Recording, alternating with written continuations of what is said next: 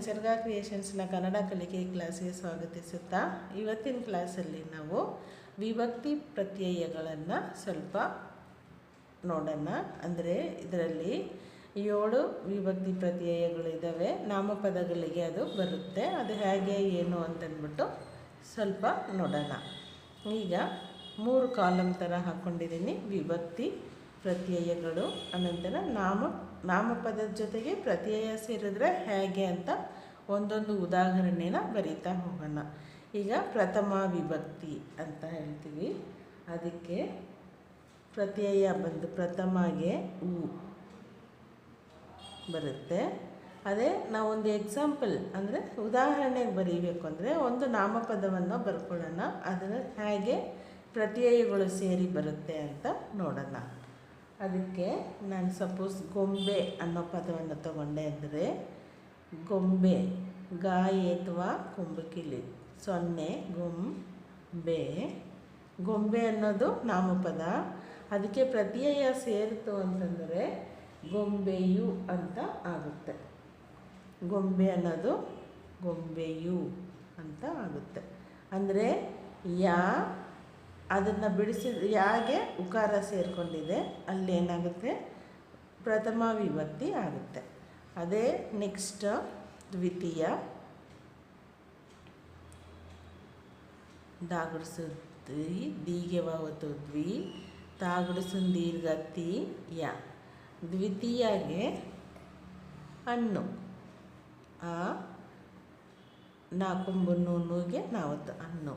ಅಂದರೆ ನಾಮಪದದ ಕೊನೆಯಲ್ಲಿ ಈ ಸೌಂಡು ಉ ಹಣ್ಣು ಅನ್ನೋ ಒಂದು ಸೌಂಡು ಸೇರ್ಕೊಂಬರುತ್ತೆ. ಅಂದರೆ ಅದು ಹೇಗೆ ಅಂದರೆ ಈಗ ಗೊಂಬೆನೇ ತಗೊಳ್ಳೋಣ. ಗಾಯತ್ವ ಕೊಂಬಕಿಲಿಗೋ 0 ಬಾಗೆಯತ್ವ ಗೊಂಬೆ. ಹಣ್ಣು ಅನ್ನೋ ಪದ ಸೇರಿತು ಅಂದರೆ ಗೊಂಬೆ ಹೆಣ್ಣು ಯಾ ನಾಕೊಂಬನ್ನು ನೂಗೆ ನಾವತ್ತು ಗೊಂಬೆಯನ್ನು ಅಂತ ಆಗುತ್ತೆ. ಅದೇ ಥರ ಸೀತೆ ಅಂತ ಇಟ್ಕೊಳ್ಳೋಣ. ಸೀತೆಯನ್ನು ಯಾವ ನಾಮಪದ ಬರುತ್ತೋ ಅದಕ್ಕೆ ಕೊನೆಯಲ್ಲಿ ಈ ಅಕ್ಷರಗಳು ಅಂದರೆ ಸ್ವರ ಸೌಂಡ್ ಬಂದು ಈ ಥರ. ಅಂದರೆ ಇದು ಉಕಾರ, ಇದು ಉಕಾರನೇ ಆಗುತ್ತೆ. ಆದರೆ ಆ ಮತ್ತು ನು ಉಕಾರ 2 ಸೇರುತ್ತೆ. ಗೊಂಬೆಯು ಪ್ರಥಮ ವಿಭಕ್ತಿ, ಗೊಂಬೆಯನ್ನು ದ್ವಿತೀಯ ಆಗುತ್ತೆ. ನೆಕ್ಸ್ಟ್ ತೃತೀಯ ಬಂದು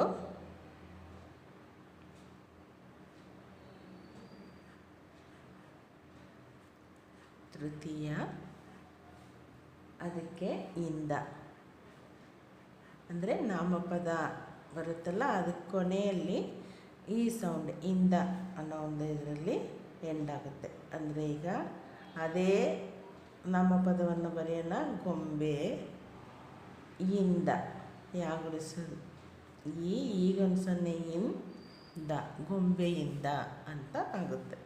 ನೆಕ್ಸ್ಟು ಚತುರ್ಥ ಬರುತ್ತೆ, ಅಥವಾ ಚತುರ್ಥಿ ಅಂತ ಹೇಳ್ಬೋದು. ಅದಕ್ಕೆ 2-3 ಪದಗಳನ್ನು ಹಾಕೊಬೋದು. ಏತ್ವ ಬರೋ ಅಂಥದ್ದು ಅಂದರೆ ಗೆ, ಅನಂತರ ಈ ಗೆ ಮತ್ತು ಕೆ ಒತ್ತಕ್ಷರ ಬರುವಂಥದ್ದು ಕೆ, ಗೆ ಮತ್ತು ಕೆ. ಇದು 3 ಚತುರ್ಥದಲ್ಲಿ ಬರುತ್ತೆ. ತೃತೀಯ ಆದಮೇಲೆ ಚತುರ್ಥ ಬರೀತೀನಿ ಇಲ್ಲಿ. ಚತು ಆಮೇಲೆ ತಾ ಬರೀತೀನಿ, ಅಥವಾ ಚತುರ್ಥಿ ಅಂತಲೂ ಹಾಕ್ಬೋದು. ಚತುರ್ಥಿ ಗೆ ಮತ್ತು ಕೆ ಬರುತ್ತೆ. ಅದಕ್ಕೆ ಎಕ್ಸಾಂಪಲ್ಲು ಇದನ್ನೇ ನಾವು ಬರೆಯೋಣ. ಅಂದರೆ ಗೊಂಬೆಗೆ ಗೋ 0 ಗೊಂಬೆಗೆ ಗೊಂಬೆಗೆ ಅಂತ ಒಂದು ಪದ. ನೆಕ್ಸ್ಟ್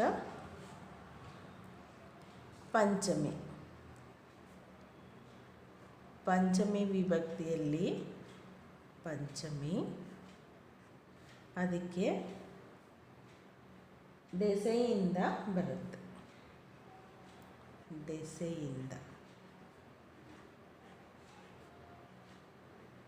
ದೆಸೆಯಿಂದ ಎಕ್ಸಾಂಪಲ್ಲು ಗೊಂಬೆಯ ದೆಸೆಯಿಂದ ಗೊಂಬೆಯ ದೆಸೆಯಿಂದ ಅನ್ನೋ ಒಂದು ಪದವಾಗುತ್ತೆ. ಅಂದರೆ ಆ ಕಡೆಯಿಂದ ಅಂತ, ಗೊಂಬೆ ಕಡೆಯಿಂದ ಅಂತ ಹೇಳ್ತೀವಲ್ಲ ಅದು.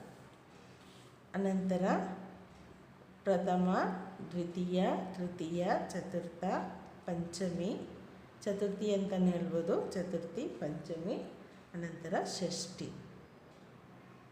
ಷಷ್ಠಿಗೆ ಬಂದು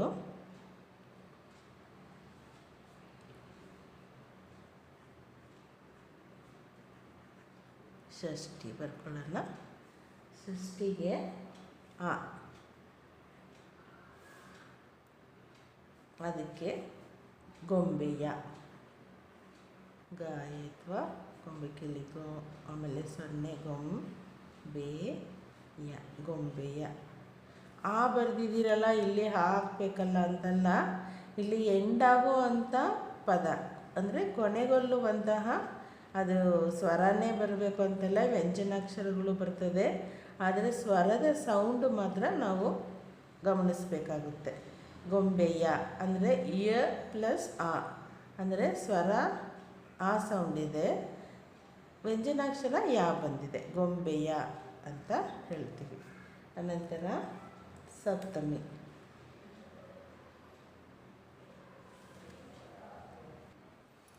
ಸಪ್ತಮಿ ಬಂದು ಸ, ಪಾಗೆ, ತಾವತ್ತ ಸಪ್ತ, ಬಾಗುಡಿಸು, ಮೀ ಬರಿತೀವಿ. ಸಪ್ತಮಿಯಲ್ಲಿ ಹಳ್ಳಿ, ಹಳ್ಳಿ ಪ್ರತ್ಯಯ ಸೇರುತ್ತೆ ನಾಮಪದಕ್ಕೆ.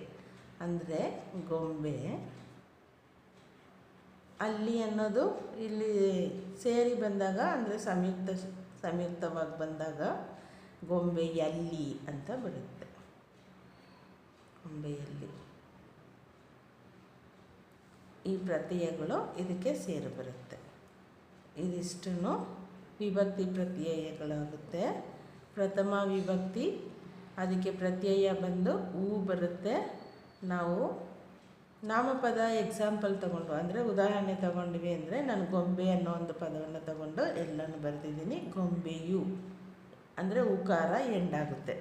ದ್ವಿತೀಯ ಹಣ್ಣು ಬರುತ್ತೆ, ಅಲ್ಲಿ ಅಲ್ಲೂ ಉಕಾರನೇ ಬರುತ್ತೆ, ಆದರೆ ಸ್ವಲ್ಪ ಚೇಂಜ್ ಏನಂದರೆ ಗೊಂಬೆಯನ್ನು ಅಂತ ಬರುತ್ತೆ. ಗೊಂಬೆಯು ಮತ್ತು ಗೊಂಬೆಯನ್ನು ಡಿಫ್ರೆಂಟ್ ಇದೆ ಮೀನಿಂಗ್ ಪ್ರಕಾರ, ಆ ಥರ ಚೇಂಜಸ್ ಆಗ್ತಾ ಬರುತ್ತೆ. ತೃತೀಯ ಇಂದ, ಗೊಂಬೆಯಿಂದ ಅಂದರೆ ಈ ಗೊಂಬೆಯಿಂದ ಏನೋ ಒಂದು ಕೆಲಸ ನಡೆಯುತ್ತೆ, ಆವಾಗ ಇಂದ ಅನ್ನೋ ಪದ ಬರುತ್ತಲ್ಲ, ಅದಕ್ಕೆ ಹಾಕ್ತೀವಿ. ಇದು ಈ ಗೊಂಬೆನ ಸಮಥಿಂಗ್ ಏನೋ ಒಂದಕ್ಕೆ ಯೂಸ್ ಮಾಡ್ತೀವಿ, ಏನೋ ಒಂದು ಮಾಡ್ತೀವಿ, ಆವಾಗ ಗೊಂಬೆಯನ್ನು ಅಂತ ಇರುತ್ತೆ. ಗೊಂಬೆನೇ ಏನೋ ಒಂದು ಮಾಡುತ್ತೆ ಅಂದಾಗ ಗೊಂಬೆಯು ಅಂತ ಆಗುತ್ತೆ. ಅಂದರೆ ಗೊಂಬೆ ಚೆನ್ನಾಗಿದೆ ಅಂತ ಹೇಳ್ಬೇಕಾದ್ರೆ ಗೊಂಬೆಯು ಅಂದವಾಗಿದೆ ಅಂತ ಹೇಳ್ಬೋದು. ಅದು ನಾಮಪದಕ್ಕೆ ಪ್ರತ್ಯಯ ಸೇರಿ ಬರೋದು. ಅಂದರೆ ಏನಿಲ್ಲ, ಈ ಪದಗಳು, ಈ ಸ್ವರದ ಪದಗಳು ಕೊನೆಯಲ್ಲಿ, ನಾಮಪದದ ಕೊನೆಯಲ್ಲಿ ಉಚ್ಚಾರಣೆ ಎಂಡಾಗ್ತಾ ಬರುತ್ತೆ. ಈ ಸೌಂಡ್ಸ್ ಅಂದರೆ ಸ್ವರ ಬಂದು ಎಂಡಾಗುತ್ತೆ. ಸ್ವರ ಅಂದ್ರೇ ಸೌಂಡು, ಅದು ಕೊನೆಯಲ್ಲಿ ಎಂಡಾಗ್ತಾ ಬರುತ್ತೆ. ದ್ವಿತೀಯದಲ್ಲಿ ಹಣ್ಣು, ಗೊಂಬೆಯನ್ನು ಅಂತ. ತೃತೀಯ ಇಂದ ಅಂತ, ಅದು ಗೊಂಬೆಯಿಂದ. ನೆಕ್ಸ್ಟ್ ಚತುರ್ಥಿ ಗೆ ಬರ್ಬೋದು, ಈ ಗೆ ಬರ್ಬೋದು, ಕೆನೂ ಬರ್ಬೋದು, ಅದಕ್ಕೆ ಗೆಗೆ ಕೊಟ್ಟಿದ್ದೀವಿ ಒಂದು, ಗೊಂಬೆಗೆ ಅಂತ. ನೆಕ್ಸ್ಟ್ ಪಂಚಮಿ ದೆಸೆಯಿಂದ, ಗೊಂಬೆಯ ದೆಸೆಯಿಂದ ಅಂತ ಒಂದು ಎಕ್ಸಾಂಪಲ್ ಮಾಡಿದ್ದೀವಿ. ಷಷ್ಠಿ ಬಂದು ಆ, ಅದು ಗೊಂಬೆಯ ಅಂತ ಬರುತ್ತೆ.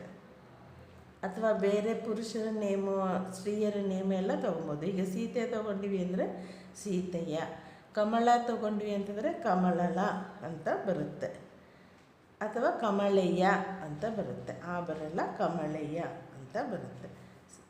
ಅನಂತರ ಗೊಂಬೆಯ ದೆಸೆಯಿಂದ ನಂತರ ಷಷ್ಠಿ ಆ, ಅದು ಗೊಂಬೆಯ ಅಂತಾಗುತ್ತೆ. ಸಪ್ತಮಿಯಲ್ಲಿ ಅಲ್ಲಿ, ಗೊಂಬೆಯಲ್ಲಿ. ಸಪೋಸ್ ಬೆಂಗಳೂರು ತೊಗೊಂಡ್ವಿ ಅಂದರೆ ಬೆಂಗಳೂರಿನಲ್ಲಿ, ಅಥವಾ ಆಕಾಶ ತೊಗೊಂಡ್ವಿ ಅಂದರೆ ಆಕಾಶದಲ್ಲಿ, ಆ ಥರ ಅಲ್ಲಿ ಅಲ್ಲಿ ಅಲ್ಲಿ ಅಂತ ಈಕಾರ ಮತ್ತು ಒತ್ತಕ್ಷರದ ಜೊತೆಗೆ ಅದು ಎಂಡಾಗ್ತಾ ಇರುತ್ತೆ. ರಾಮ ತೊಗೊಂಡ್ವಿ ಅಂದರೆ ರಾಮನಲ್ಲಿ, ಅವರು ತೊಗೊಂಡ್ವಿ ಅಂದರೆ ಅವರಲ್ಲಿ. ಸರ್ವನಾಮಗಳನ್ನು ತಗೊಂಡು ಮಾಡ್ಬೋದು. ಅದು ಇದಿಷ್ಟನ್ನು ವಿಭಕ್ತಿ ಪ್ರತ್ಯಯಗಳಾಗುತ್ತೆ. ಪ್ರಥಮ ಉ, ದ್ವಿತೀಯ ಅನ್ನು, ತೃತೀಯ ಇಂದ, ಚತುರ್ಥಿ ಗೆ ಕೆ ಬರುತ್ತೆ, ಪಂಚಮಿ ದೆಸೆಯಿಂದ, ಷಷ್ಠಿ ಆ, ಸಪ್ತಮಿ ಅಲ್ಲಿ ಅಂತ ಬರುತ್ತೆ. ಅದೇ ಎಕ್ಸಾಂಪಲ್ಸ್ ತೊಗೊಂಡ್ವಿ ಅಂದರೆ ಯಾವ ಹೆಸರು ಬೇಕಾದ್ರೂ ತೊಗೊಬೋದು. ಇದರಲ್ಲಿ ಇದನ್ನೇ ಮಾಡಬೇಕು ಅಂತೇನಿಲ್ಲ. ಈಗ ಪ್ರಥಮಗೆ ಗೊಂಬೆಯು ಅಂತ ತೊಗೊಂಡಿದ್ದೀವಿ, ದ್ವಿತೀಯ ಅನ್ನು ಸೇರಿದ್ವಿ ಅಂದರೆ ಗೊಂಬೆಯನ್ನು ಅಂತಾಗುತ್ತೆ, ತೃತೀಯ ಗೊಂಬೆಯಿಂದ, ಚತುರ್ಥಿಗೆ ಗೇನ ಸೇರಿಸ್ಕೊಂಡು ಗೊಂಬೆಗೆ ಅಂತ ಹಾಕಿದ್ದೀವಿ, ಪಂಚಮಿ ದೆಸೆಯಿಂದ ಅನ್ನೋದು ಗೊಂಬೆಯ ದೆಸೆಯಿಂದ ಅಂತ, ಷಷ್ಠಿ ಆ ಸೇರುತ್ತೆ ಗೊಂಬೆಯ, ಸಪ್ತಮಿ ಅಲ್ಲಿ ಸೇರುತ್ತೆ ಗೊಂಬೆಯಲ್ಲಿ ಅಂತ. ಇದಿಷ್ಟು ಬಂದು ನಾಮಪದಗಳಿಗೆ ನಾವು ಪ್ರತ್ಯಯಗಳನ್ನು ಹಾಕ್ತೀವಿ. ಪ್ರತ್ಯಯಗಳು 7 ವಿಧದಲ್ಲಿರುತ್ತೆ. ಅದನ್ನು ಪ್ರಥಮ, ದ್ವಿತೀಯ, ತೃತೀಯ, ಚತುರ್ಥಿ, ಪಂಚಮಿ, ಷಷ್ಠಿ ಆ್ಯಂಡ್ ಸಪ್ತಮಿ ಅಂತ ಹೇಳ್ತೀವಿ. ಇದಿಷ್ಟನ್ನು ಒಂದ್ಸರಿ ಚೆನ್ನಾಗಿ ಓದಿ ಪ್ರಾಕ್ಟೀಸ್ ಮಾಡ್ಕೊಳ್ಳಿ. ಶಾಲೆಗೆ ಹೋಗೋ ಮಕ್ಕಳು ಅಂದರೆ 8th 9th 10th ಅವ್ರಿಗೆಲ್ಲನೂ ಗ್ರಾಮರಲ್ಲಿ ಇದು ಒಂದು 2-3 ಮಾರ್ಕ್ಸ್ಗೆ ಕೊಡ್ತಾ ಬರ್ತಾರೆ. ಅಂಥವ್ರಿಗೆ ಯೂಸ್ ಆಗಲಿ ಅಂತಂದ್ಬಿಟ್ಟು ನಾನು ವಾಯ್ಸನ್ನು ಕೊಟ್ಟು ರೆಕಾರ್ಡ್ ಮಾಡಿದ್ದೀನಿ. ಇದಕ್ಕೆ ಎಕ್ಸಾಂಪಲ್ಸ್ನ ಜಾಸ್ತಿ ನಾವು ನೋಡ್ತಾ ಹೋದಾಗ ಅಂದರೆ ಉದಾಹರಣೆಗಳು ಬರೀತಾ ಹೋದಾಗ ನಮ್ಗೆ ಚೆನ್ನಾಗಿ ಇದು ಪ್ರಾಕ್ಟೀಸ್ ಆಗುತ್ತೆ.